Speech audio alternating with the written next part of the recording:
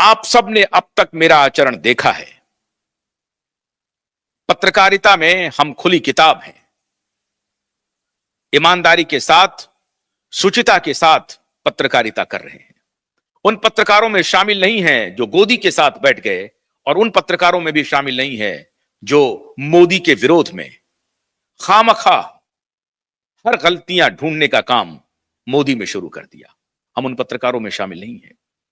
मोदी की उन हर अच्छी चीजों का हमने तारीफ किया, लेकिन उन हर बुरी बातों का जम करके मजबूती से मुखालफत की, आलोचना की।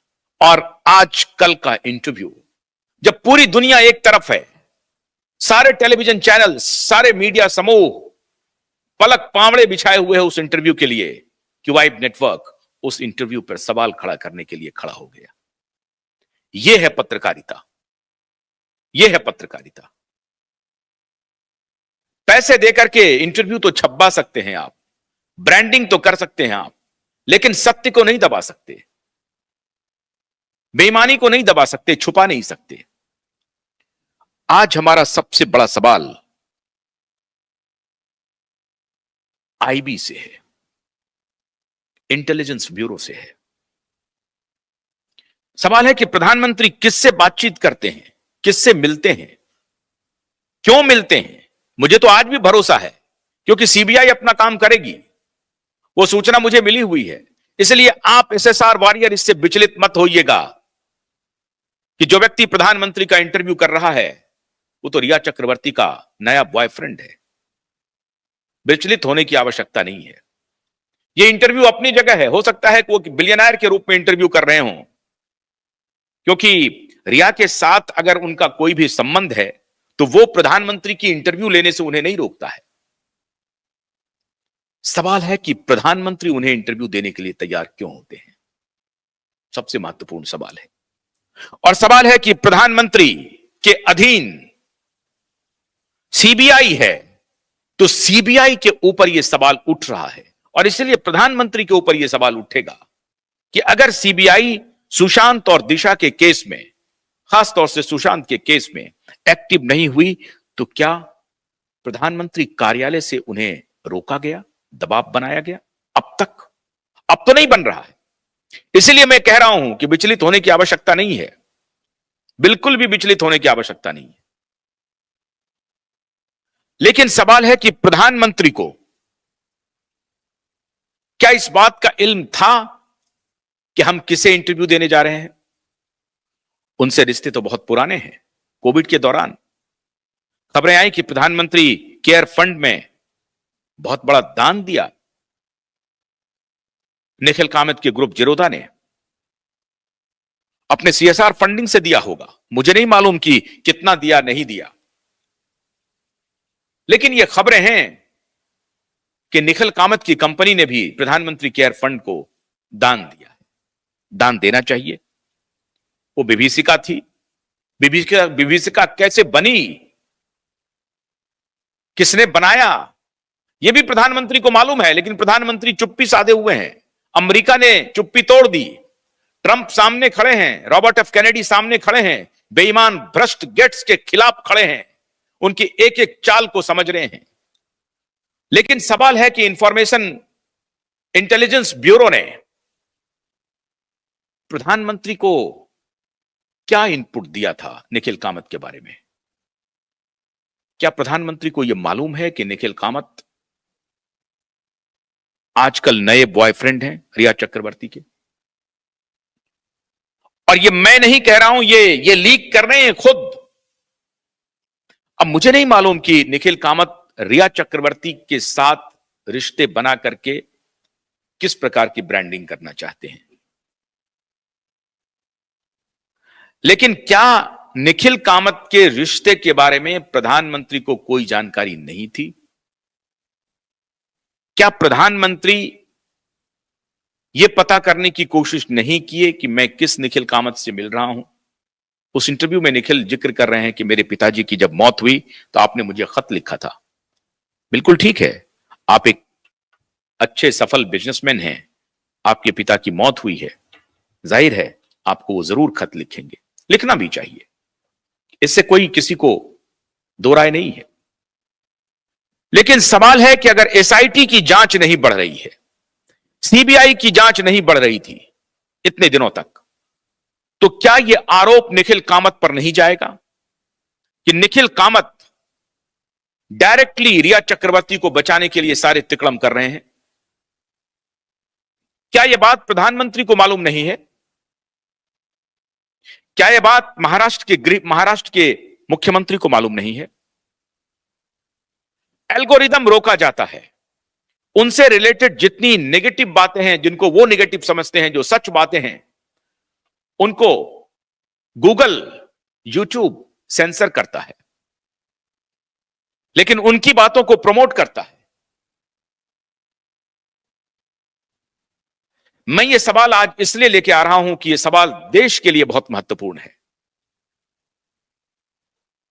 देश जिस शुचिता की बात कर रहा है कि हमारे प्रधानमंत्री उसी शुचिता से अपने कर्तव्य का पालन कर रहे हैं। यह क्यों नहीं प्रधानमंत्री के ऊपर आरोप लगे कि जिस बॉयफ्रेंड के साथ आपने इंटरव्यू किया है, रिया के बॉयफ्रेंड के साथ, और अगर सीबीआई इस पर कोई इंक्वायरी नहीं कर रही है पिछले 4 साल से, तो क्यों नहीं यह आरोप लगे कि प्रधानमंत्री कार्यालय डायरेक्टली इन्वॉल्व है रिया के केस को, सुशांत के केस को दबाने में? और यह हमारा आरोप है। और कोई भी मामूली इंसान भी आपसे यह सवाल पूछ सकता है, मामूली इंसान भी। और आज पर्दे की तरह, आज पर्दे हटाने पड़ेंगे। आज साफ साफ बात करने का वक्त आ गया है, क्योंकि यह देश को बचाने का वक्त है। मैं आप सभी दर्शकों से यह अनुरोध कर रहा हूं कि यह मामला सिर्फ एक रिया चक्रवर्ती, सुशांत, दिशा का नहीं है। यह मामला सिस्टम के तबाह होने का है। हमारा सिस्टम कैसे काम कर रहा है, इसे देखने का है। हम किस दलदल में फंसते जा रहे हैं, हम कैसा मानदंड तैयार कर रहे हैं। याद कीजिए प्रधानमंत्री अटल बिहारी वाजपेयी का वो भाषण, जब वो अपोजिशन में थे, प्रधानमंत्री नहीं थे, और वो आई के गुजराल, एचडी देवगौड़ा, जब 2 प्रधानमंत्री 8 महीने के अंदर बदले, तो उसी पार्लियामेंट में हमारे देश के उस वक्त के विपक्ष के नेता अटल बिहारी वाजपेयी ने कहा कि अभी तो एक वक्त है जब टेलीविजन का जो नया दौर आया है, वो एक ऐसा मध्यम वर्ग तैयार कर रहा है जो अनैतिकता की दौर में, अंधी दौड़ में शामिल हो रहा है। अजीब तरह का वातावरण बन रहा है। ऐसे दौर में एक मजबूत,